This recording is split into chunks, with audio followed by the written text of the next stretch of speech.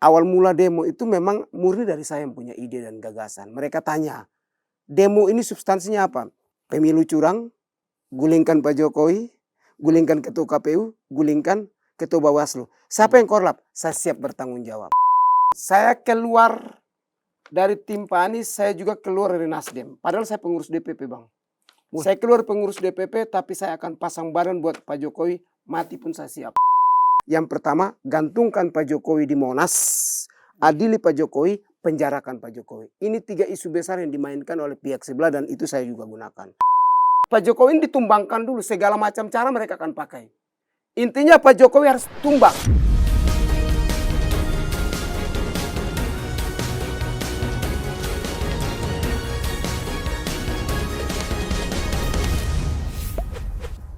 Oke, selamat malam pemirsa cumi-cumi.com dimanapun berada.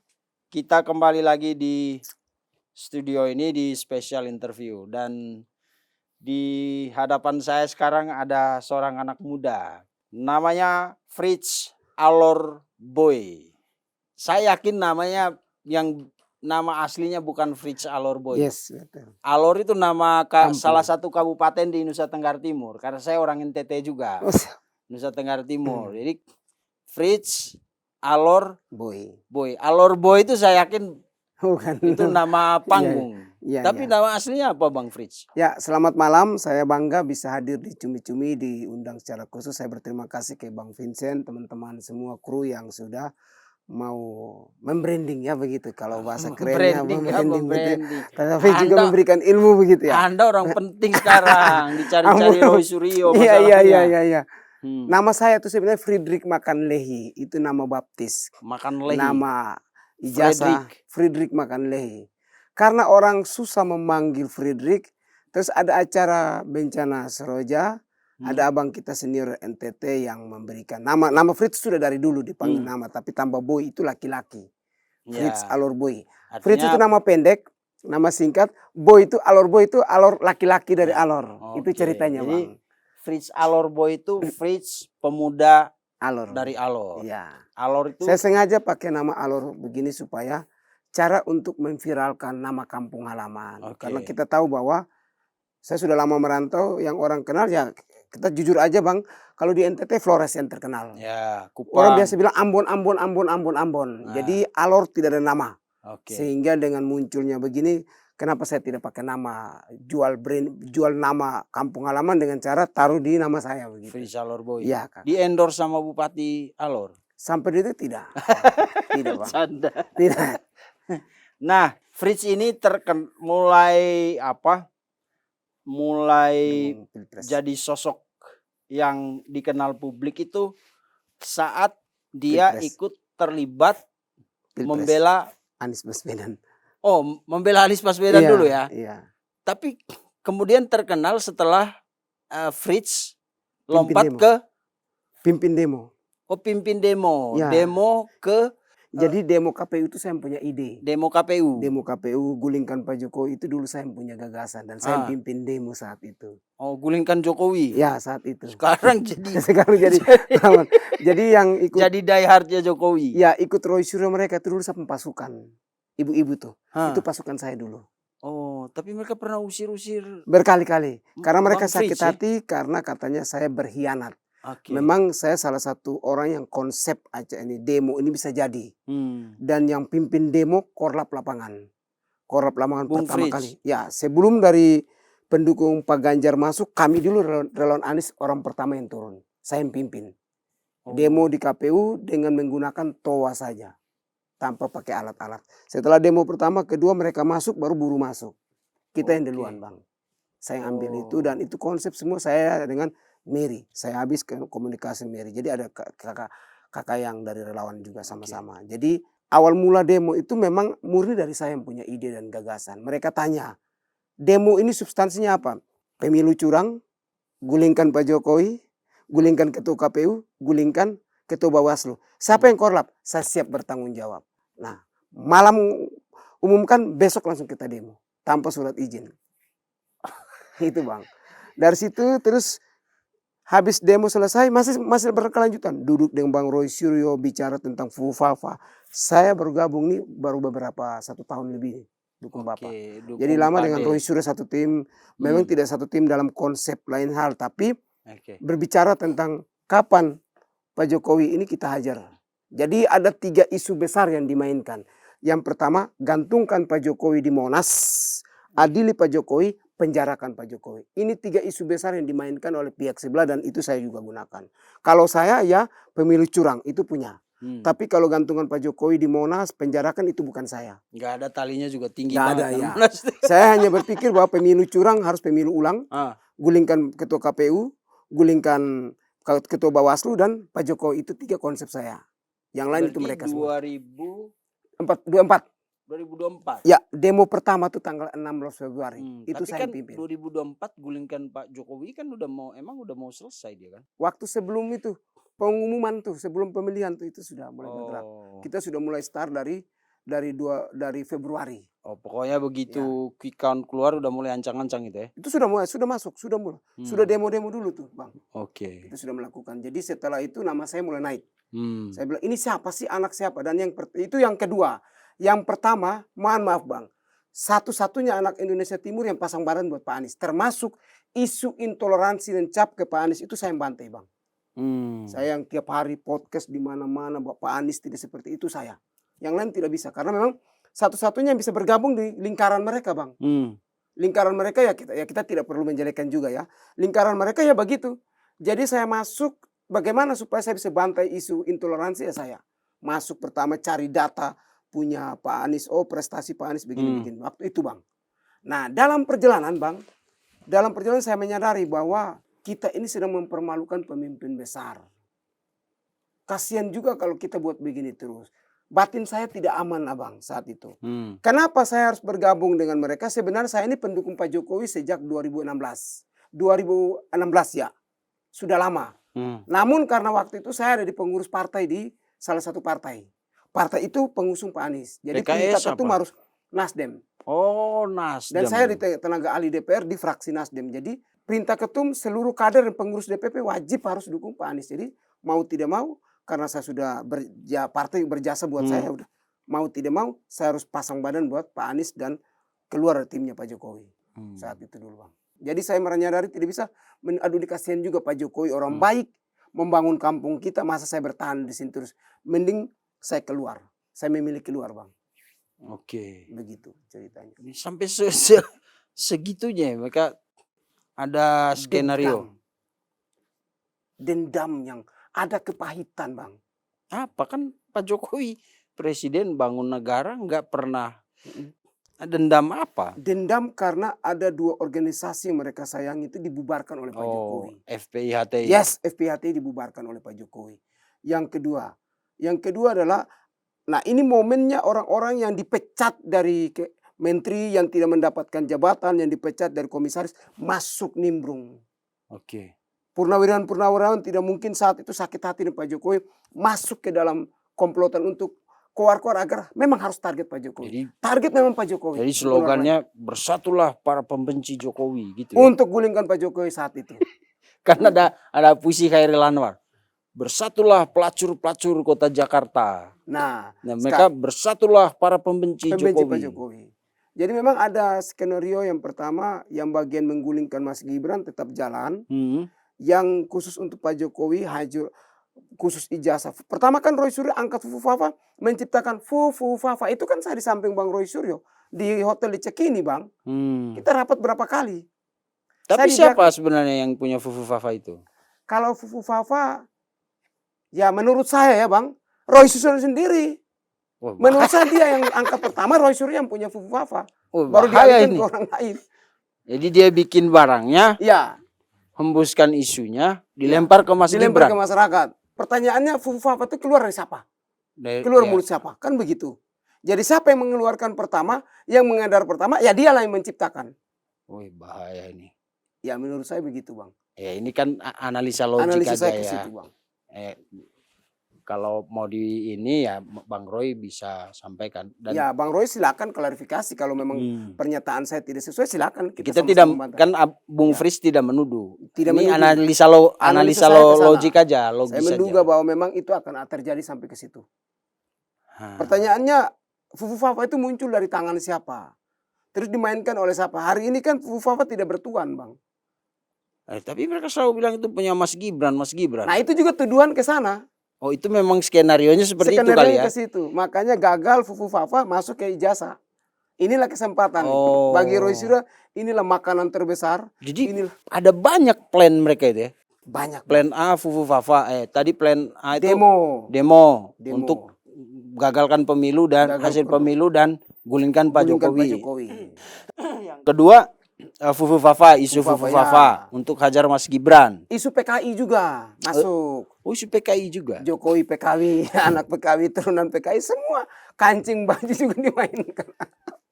Oh ya, itu yang saya agak miss itu, kancing baju gimana? Ya mereka menganggap bahwa barang ini Pak Jokowi itu serba salah, Bang. Jangankan kancing baju, muka saja dibilang palsu. Muka Pak Jokowi dibilang muka palsu. Ada isu lagi bahwa anak Mas Gibran bukan anak Pak Jokowi. Wah, itu kejam sih, kejam. Ini yang saya kira manusia ini sudah rusak moral mereka nih. Oknum-oknum tersebut ini moralnya sudah hancur. Daripada saya terkubur dan terus-menerus isu yang dimainkan benci. Sementara kita mau prioritaskan kapan bangun negara kita. Kapan daerah Indonesia Timur atau daerah pelosok Sumatera, daerah lain yang belum terbangun. Ini kita sama-sama membangun. Kalau terus-menerus otomatis pikiran saya menjadi rusak dan membenci orang. Itu saya tidak mau. Mending saya keluar memperjuangkan Jadi, Pak Jokowi. Memang didesain sedemikian rupa ya. Abang, dan banyak. Percaya nggak nanti abang lihat setelah ijazah lagi ada isu baru yang akan dikeluarkan oleh mereka. Tidak akan habis barang ini, Bang. Tidak akan habis. Soalnya ini pernah jadi koki. Saya pernah komandan demo. Jadi ini barang tidak akan habis. Nanti selesai ada lagi. Kapan Mas Gibran tidak jadi wakil presiden baru selesai. Kalau Mas Gibran masih memimpin ataukah memegang jabatan wakil presiden, maka mereka juga tidak akan berhenti. Bagi mereka dendam ini harus terbayarkan. Itu baru stop. Kalau tidak terbayarkan maka mereka akan terus sampai kapanpun. Makanya kita dibilang manusia penjilat, monyet bayaran, baser bayaran. Saya tuh sudah dibilang monyet. Di Facebook saya tuh monyet semua. Isinya komen-komen. Muka saya sudah dibuat monyet bagi-bagikan. Saya bilang yang penting kalian bahagia terserah. Saya bilang begitu. Saya tidak komen. Muka monyet, baser Pak Jokowi, baser bayaran. Padahal saya saja pakai motor. Jalan-jalan. Saya saja kontrakan. Iya. Roy naik mobil. Tidak kaya-kaya, Bang. Iya. Kita dukung Pak Jokowi, saya sudah 1 tahun lebih membela ijazah Pak Jokowi. Kan tetap miskin juga, tetap apa adanya. Iya. Baju saya juga biasa saja. Iya. Tidak harga mahal. Karena memang Pak Jokowi tidak pernah kasih duit, Bang. Kami cuma bermodal, inilah orang baik harus dibela. Ijazah Pak Jokowi ada, kenapa kita tidak membela? Justru kita mengikuti orang-orang salah. Ngapain saya percaya Roy Suryo? Dia aja tidak benar kok. Ngapain saya harus percaya? Begitu, Bang. Jadi saya lebih baik percaya Pak Jokowi. Karena Pak Jokowi sudah dipercaya oleh jutaan orang.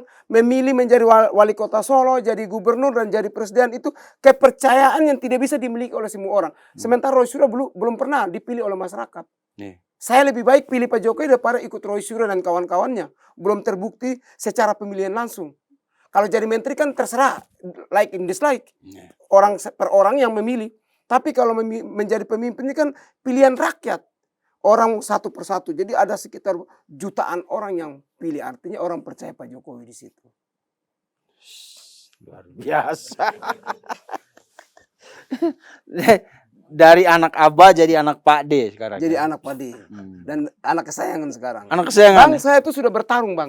Saya berani keluar dari partai Nasdem untuk membela Pak Jokowi dan tidak berpartai 1 tahun. Dan tidak berpartai. Tidak dibayar loh. Tidak dibayar. Saya kenal beberapa teman-teman YouTuber yang selama ini dianggap sebagai diehardnya Pak Jokowi, seperti anak-anak YouTuber Nusantara.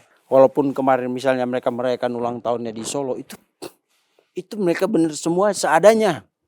Artinya kalau difasilitasi, ya mereka punya. Ini kantornya nebeng. Ini saya pernah bawa teman kameramen saya satu dari sini main ke tempat mereka, itu nebeng di kantor ini, di nebeng gitu, dikasih satu pojok. Ya. Tapi semua peralatan dibeli sendiri. Beli sendiri. Itu betul, Bang.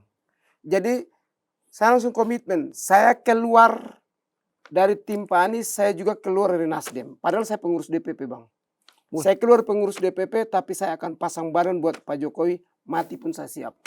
Makanya saya loyalitas banget. Loyalitas hampir tiap hari konten saya Pak Jokowi. Kemana-mana, berantem pun saya siap Bang. Di Polda Metro Jaya, bukan di Polda, Mabes Polri.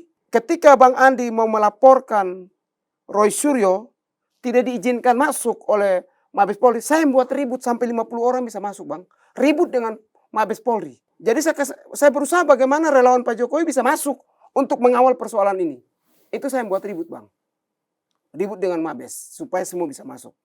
Itu waktu apa? Peristiwa apa itu? Waktu melaporkan Roy Suryo di Bareskrim Polri. Oh, Bareskrim yang Ya. kemudian dipindah ke Polda kan Ya, perkara ini. dipindahkan. Oke. Gitu. Tidak satu pun, hanya cuma 10 orang yang masuk. Dari situlah saya pasang badan buat teman-teman. Saya bilang saya ini sudah siap pasang badan, apapun saya siap terima risiko. Gas kita jalan. Oke. Makanya dari situ saya keluar dari partai. 1 tahun Bang, saya tidak berpartai. Dan saya sudah berkomitmen tidak akan berpartai sampai ijazah ini selesai. Saya akan pasang badan habis-habisan. Nah ternyata dalam perjalanan Mas Kaisang tertarik dengan saya, jadi panggil langsung. PSI sekarang. Ya, jadi langsung diminta. Sudah masuk Langsung KTI. ditantang saya di depan, saya bilang ambil KTP saya buat KTA. Padahal saya memang ini tidak mau berpartai.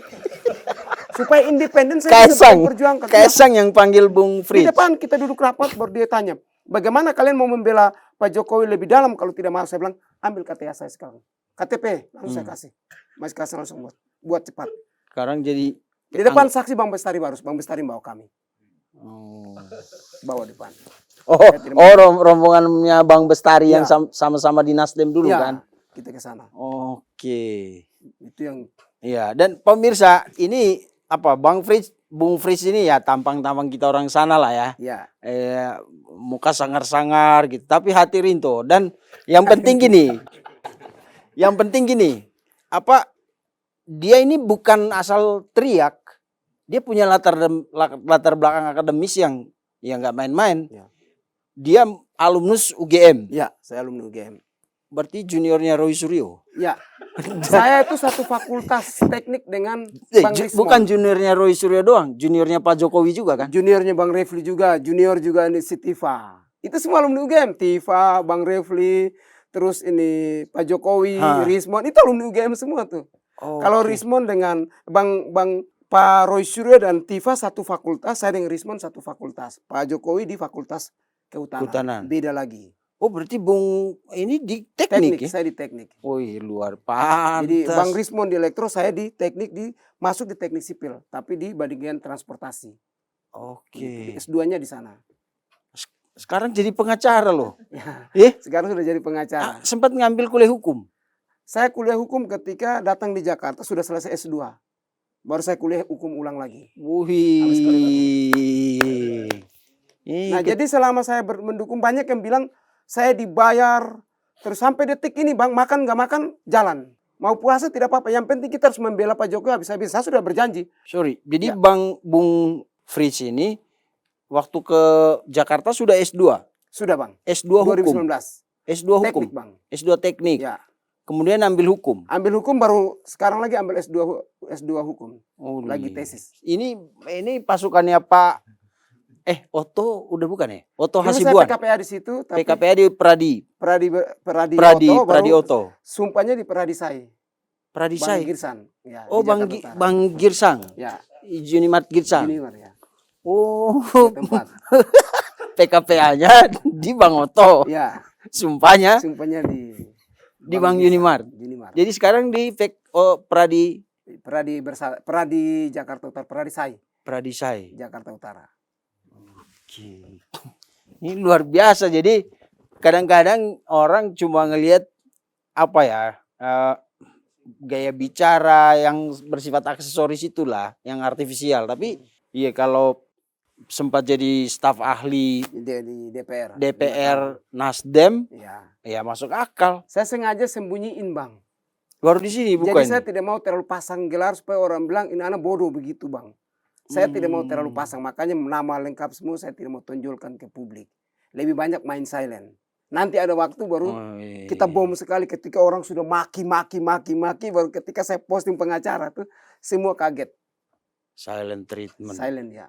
Jadi waktu dukungan Pak Anies tuh lagi pimpin demo tuh orang tahu Free itu anak yang kayak anak jalanan yang Bang. Memang pengangguran gitu ya. Gaya saya baju lepas, jarang saya rapi. Saya memang tidak suka yang rapi. S2 teknik, sekarang ngambil S2 hukum. S2 hukum lagi. Wah. Itu yang di S2 hukum tuh ambil LPDP, beasiswa LPDP. Oh ya? Ya, kalau yang sekarang bayar sendiri. S2 hukum. Oh S1. Yang S2 di UGM tuh beasiswa LPDP. S2 teknik. Ya teknik tuh. Oh teknik UGM ini? Ya. Wih, ngeri Bu. Dosen saya namanya Profesor Danang Perikesi, itu dosen saya. Dia kenal Roy nggak dosen itu? Dosen saya semua pada tahu tuh Bang. Oh, kenal Roy? Iya. Mereka juga banyak. Nah kan kalau alumnus UGM berarti masuk ke agama dong? Enggak ya? Masuk ke agama. Masuk ke agama? Jadi ketika keluar tuh kita dikasih KTA. KTA untuk menjadi alumni UGM. Nah sempat ada obrolan nggak soal pro kontra Jokowi di keagama? Kami yang anak hukum di Jakarta, baik angkatan 84 sampai saya kumpulkan senior-senior yang pengacara, kita lawan. Ada grup khusus kita Bang. Ada yang doktor, ada yang master, kita kumpulkan. Bahwa ini tidak benar, kita harus lawan. Kasihan UGM-nya dipermalukan oleh Roy Suryo dan Tifa, sementara mereka lahir dari situ. Rektor sudah mengatakan bahwa Pak Jokowi alumni UGM final. Tapi mereka hajar rektor. Masih saja tidak percaya rektor. Apalagi, mereka bikin kayak mosi tidak percaya bahwa ini Bu siapa? Bu Eva. Bu Eva sengaja bela Jokowi untuk menyelamatkan suaminya. Itu keliru Abang. Kenapa?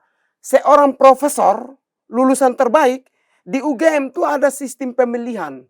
Dari seluruh profesor guru besar itu diseleksi untuk jadi rektor. Masa orangnya begitu? Jadi pernyataan Roy Suryo itu saya bilang itu pernyataan yang bodoh. Bukan pintar. Orang pintar tidak akan bicara seperti itu Bang. Masa seorang profesor jebolan luar negeri yang sudah punya tulisan begitu banyak, jurnal begitu banyak, terus diseleksi habis-habisan di UGM, sistem pemilihan. Waktu pemilihan saya masih di sana. Sudah jadi rektor kok dibilang seperti itu. Artinya siapa yang bodoh? Bahasa kasar saya nih. Yang bodoh yang menilai. Yang tidak percaya rektor UGM ya orang bodoh. Saya selalu berkata-kata, yang tidak percaya rektor UGM itu adalah orang bodoh. Rektor ini ibarat orang tua kita yang melahirkan kita. Semua tanda tangan rektor. Masa rektor sendiri mengatakan bahwa itu palsu. Sementara berkali-kali rektor sudah mengatakan Pak Jokowi alumni UGM. Final Bang. Tidak ada lagi pucuk tertinggi selain rektor. Tapi kenapa ada orang alumnus yang juga menyerahkan ijazahnya ke Roy untuk mereka buat jadi pembanding gitu? Kalau menurut saya orang-orang seperti itu orang-orang yang sakit hati. Namanya juga sakit hati. Teman pun bisa dihajar. Teman dekat satu piring pun pacar juga bisa dihajar. Kalau sudah sakit hati. Bisa jadi mungkin mereka pakai cara begitu supaya apakah ada embel-embel lain di belakang itu. Supaya yang penting Pak Jokowi ini ditumbangkan dulu. Segala macam cara mereka akan pakai. Intinya Pak Jokowi harus tumbang. Itu yang sudah doktrin awal. Jadi kalau Pak Jokowi tidak terguling ataukah ijazah Pak Jokowi tidak berhasil. Nanti 2029 apabila Prabowo Gibran maju lagi, maka mereka ini akan berpuasa Bang. Apalagi ada partai baru, ada partai lain lagi yang sudah angkat bersuara. Akan puasa nanti kalau setelah Prabowo Gibran, misalkan Mas Gibran maju, jadi presiden 10 tahun. Puasa lagi. Sudah pernah berkuasa, tiba-tiba berpuasa dan berpuasa. Kasihan. Ini membuat ketakutan besar. Jadi dimainkan oleh si A, si B, C masuk lagi. Kemarin di salah satu stasiun saya bilang, masyarakat tidak butuh ijazah, masyarakat butuh infrastruktur, pendidikan dan sebagainya. Ijazah turun di daerah Indonesia Timur, orang bakar itu barang. Tidak butuh Bang. Selama saya wawancara mereka, setiap kali ketemu mereka, mereka bilang begitu. Kapan ijazah ini selesai supaya urus kita dong? Sudah tidak capek ya urus ijazah. Terus kita bagaimana? Siapa yang mau teriak? Itu yang jadi persoalan besar Bang. Jadi sampai kapanpun UGM tetap salah. Bagi Roy Suryo, Rismon sudah selesai. Bagi Tifa dengan bagi Roy Suryo CS, UGM salah, Pak Jokowi salah. Tidak benar bagi mereka. Oke. Ini anak apa jadi anak Pak D soalnya. Iya, jadi Pak D. Oke. Nah, terus setelah mengikuti ada di barisan Pak Jokowi lah. Kalau ada di barisan Pak Jokowi pasti Prabowo Gibran juga kan. Betul. Nah, apa yang Bung Frits lakukan? Yang pertama, saya sudah buat sebuah relawan. Oh, ada organisasi Sudah relawan. ada relawan Prabowo Gibran dan saya ngotot harus 2 periode. Apa namanya? Pragip 2 periode. Oh, Pragip 2 Ya. periode itu Bung Frits ini. Saya buat. Yang kedua lagi saya buat lagi DPP, ada lagi SUSU, Solidaritas Hukum Cyber dan UMKM. Ada lagi namanya PAJO, Perkumpulan Anak Jokowi. Itu khusus untuk TikToker semuanya. Oh. Jadi bom, ya udah, isu ini kirim di grup, besok live ini ya udah. Okay. Ada J3 yang saya bentuk. Tapi nanti orang bilang, oh ini ternyata Raja Basernya Pak Jokowi ini, Raja Bajer. Kalau banyak bilang baser, tapi mereka tidak bisa mengartikan apa itu baser. Baser itu abang, orang yang belakang layar tapi wujudnya tidak tampil di depan. Jadi istilahnya akun palsu. Oh, itu baser menurut pandangan saya. Jadi baser itu, kalau kita begini bukan baser bang. Karena kita ini semacam YouTuber, ataukah konten kreator, influencer, selebgram itu masuk. Kalau baser itu dia tidak tampil di depan, tapi dia hanya posting punya orang buat caption, itu yang baser. Jadi kita bukan baser bang. Kita orang yang benar-benar pasang badan buat Pak Jokowi karena kebenaran. Die hard. Die hard. Die hard. Pak Jokowi. Pak Jokowi. Setelah masuk PSI. Saya masuk PSI, saya memilih untuk bang, saya sudah kasih tahu. Untuk sementara, saya jangan terlalu fokus ke partai, tapi fokus ke ijazah Pak Jokowi. Oke. Nah, kan sempat mau goyang Gibran juga kan? Yes. Iya Kak.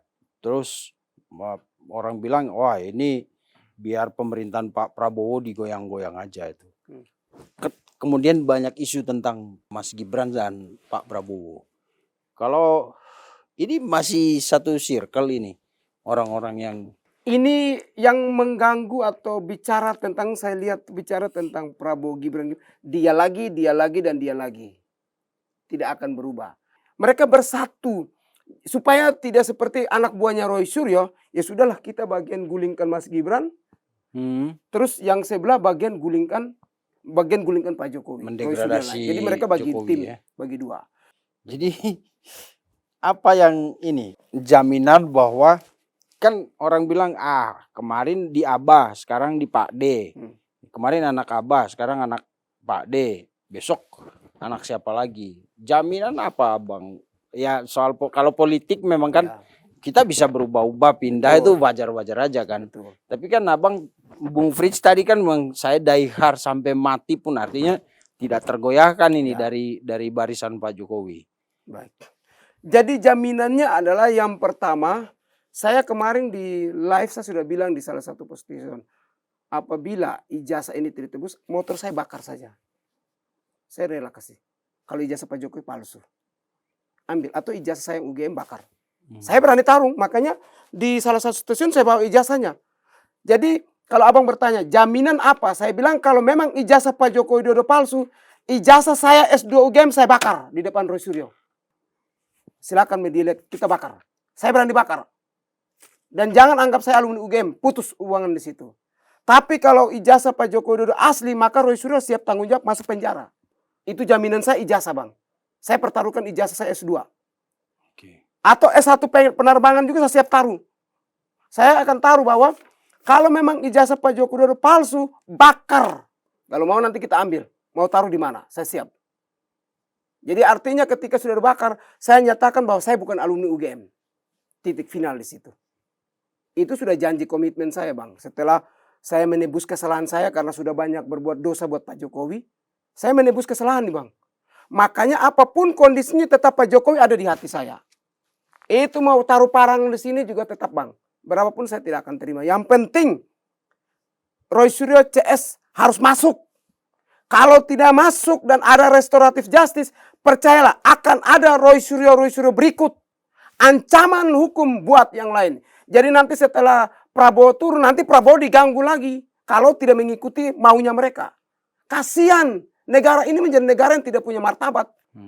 Jadi saya berani bertarung itu bang. Jadi sekali lagi saya bilang bang, kalau ijazah Pak Joko Widodo palsu, saya nekat taruh 2 ijazah. Bakar. Dan saya bukan alumni itu kampus lagi. Saya siap. Atau pengacara saya siap taruh KTA dan bakar. Dengan ijazahnya. Itu jaminan saya. Di sini saya ngomong bang. Oke. Biar Pak Jokowi tahu bahwa saya tidak main-main mendukung beliau.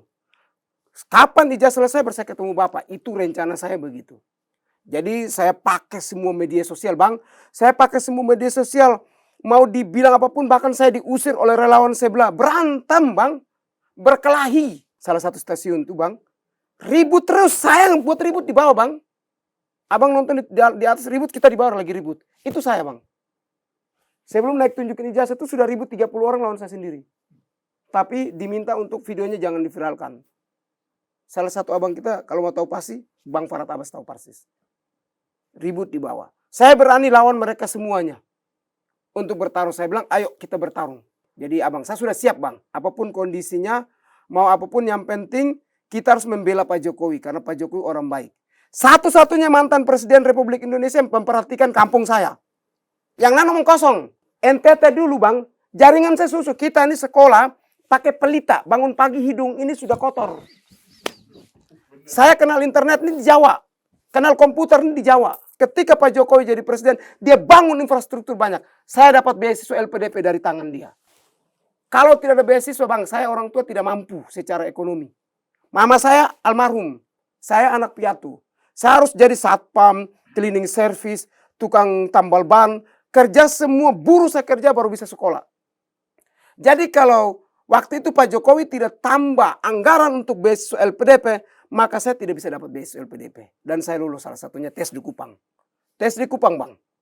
Perjuangan saya begitu luar biasa. Saya mau internet saja, Abang.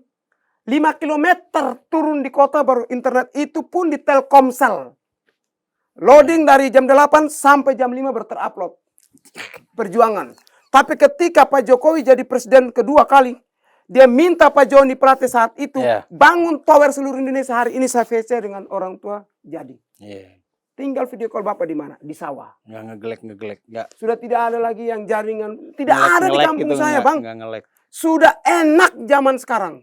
Di zaman Pak Jokowi banyak perubahan. Infrastruktur terbangun. Bang, saya sudah komitmen. Kalau saya maju bupati, saya akan bangun Pak Jokowi patung lebih besar. Itu janji saya. Kalau saya jadi bupati suatu ketika, saya bangun Pak Jokowi punya patung yang lebih gede dari yang lain. Bukti bahwa Pak Jokowi hadir untuk rakyat. Diutus Tuhan untuk betul-betul memperhatikan rakyat. Tapi kemarin pas Mas Gibran ke Kupang, kalau nggak salah ada penolakan itu. Ini menarik, Bang. Nah, Justru bukan penolakan, justru penerimaan yang luar biasa. Jadi begini, Bang. Mas Gibran itu agendanya kayak rote. Tetapi ketika ada terjadi jembatan putus, infrastruktur bermasalah, BBM masalah di Amphoang. Amphoang itu saya juga salah satu orang yang paling banyak bersuara untuk mereka, Bang. Jadi mereka tuh tidak mendapatkan keadilan pembangunan secara merata. Ini kampung tanya Abang nanti, Abang. Amphoang namanya.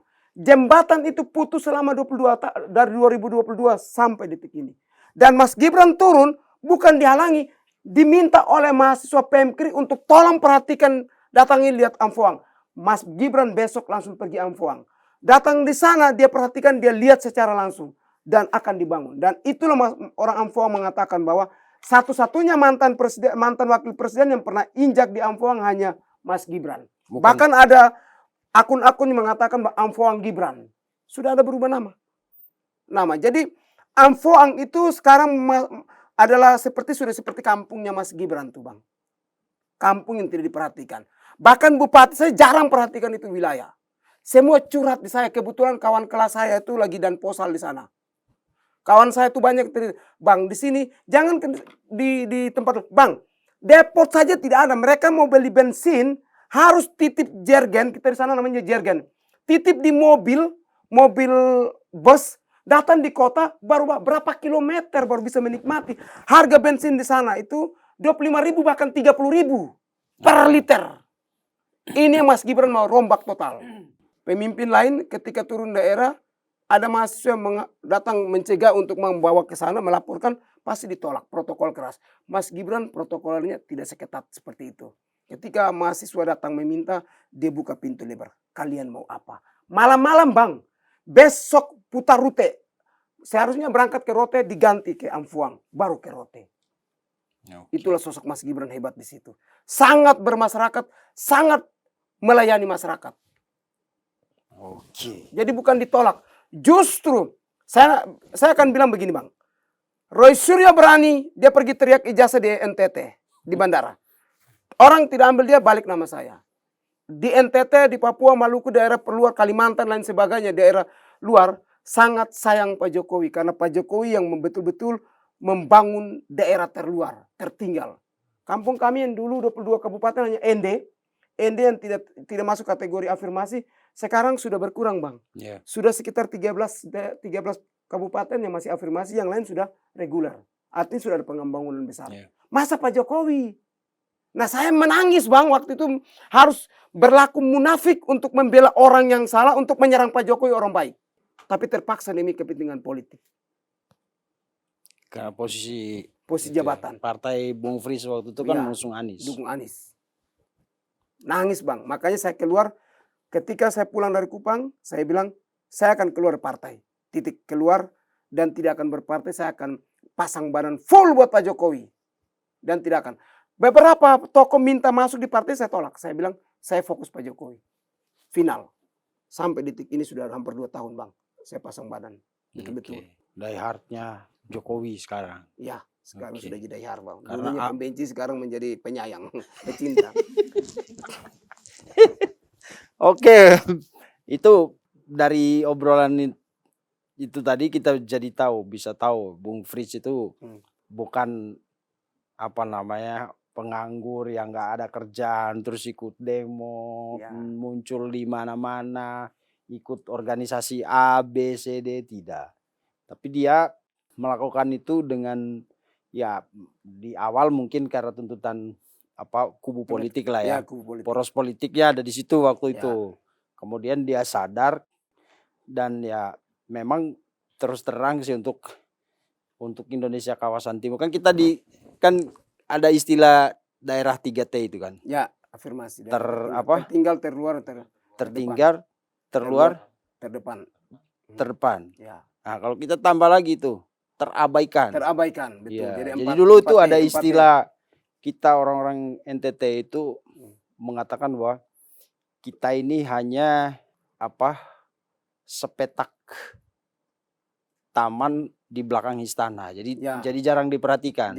Jadi kita ini regio belakang istana lah, yang jarang diperhatikan, ya kan? Tapi setelah Pak Jokowi, bukannya kita mau propaganda atau apa, memang faktanya begitu. Labuan Bajo, Ruteng itu dulu, itu ada Labuan Bajo sekarang kabupaten sendiri kan, dulu dia satu kabupaten kan.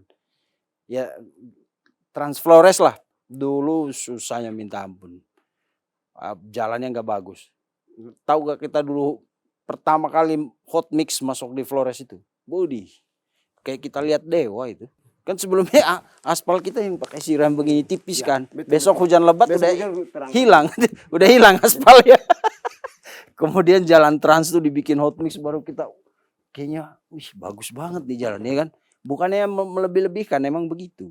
Bahkan dulu semasa kecil itu kita saking kangennya mau lihat mobil ya. Itu kita rusakin jalan supaya dia sampai di depan rumah kita itu pelan jalannya. Kita lihat dulu mobil, gitu. Itu saking ya mundurnya lah. Dulu kita pindah ke sini saya ke Jakarta itu 2005. 2003 kalau tidak salah. Itu belum bisa nelpon ke rumah, mereka nggak punya HP. Ya, belum ada. Belum ada. Telkom. Masih Telkom. Ya. Jadi harus jalan kaki, orang udah pakai ada handphone apalah waktu yang paling sederhana sekalipun kan. Ya. Kita masih jalan ke kota dulu, baru bisa pakai telepon umum. Pakai kode dulu ya kan. Maka kalau pergi itu harus dengan catatan, kode 021 baru nomor ya kan. Ya, betul. Ntar. Ya, betul. Telepon koin lagi. Begitu banyak yang ngantri di belakang. Ya, banyak yang ngantri. Dan sekarang udah jauh berbeda. Kita pulang libur ke kampung itu udah berubah. Saya bahkan pernah lupa rumah saya itu. Saking banyaknya gang. Karena zaman Pak Jokowi itu kan ke sawah-sawah, akhirnya dibikin gang-gang kan. Untuk memudahkan. Dulu kan kita transportasi kalau nggak kuda, kerbau kan. Ya. Sekarang motor, mobil bisa masuk sawah, jadi ngangkut itu gampang. Saya sampai lupa ini rumah saya. Karena gangnya dulu kan cuma ada satu gang. Ya. Dan itu gang depan rumah saya. Sekarang udah banyak gang. Sekarang udah banyak, saya bingung nih rumah saya di mana ya. Tapi untungnya kan travel orang-orang situ kan. Jadi mereka tahu bahwa oh ini udah kampungnya, ini gang masuk. Baru kita lihat, oh iya itu ibu saya gitu baru. Jadi kayak reuni kita, Fritz. Gitu ya. Tapi memang iya sih fakta sih, harus diakui. Ada itu. satu yang harus saya sampaikan. Alor dulu bandara, Abang. Oh, itu iya. masih kecil. Jadi Iya, pesawatnya betul. goyang, pesawat merpati dulu kecil 16 penumpang. Masa Pak Jokowi kasih 2 bandara, Bang. Iya Alor ya. Bandara. Satu bandara Kalabai dirubah total oleh Ignatius Jonan. Hah? Yang satu tuh bandara dikasih untuk Pantar. Oh. Sudah 2 bandara. Bandaranya mewah, megah, dan keren. Dulunya jelek banget, Abang ke toilet, minta maaf Bang, toilet kakarlak, ya segala macam binatang di situ. Kakarlak Kakarlak itu itu kecoa. kecoa.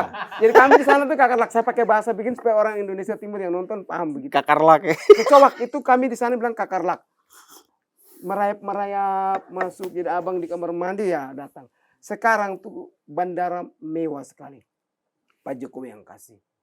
Itu satu kebaikan Pak Jokowi bahwa dia tahu bahwa Alor juga termasuk perbatasan Timor Leste. Ya. Jadi harus diperhatikan betul. Australia deket ya Alor. Australia juga cukup, Ya. tapi lebih dekat ke Rote. Lebih dekat ke Rote Ya. ya.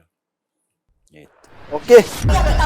Pasti kita pengen kan ekspresi mengedepankan estetika. Kan dokter sampaikan. Jelas tadi mendengarkan.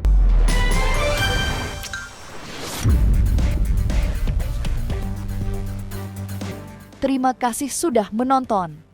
Jangan lupa like, komen, share, dan subscribe video cumi-cumi.com.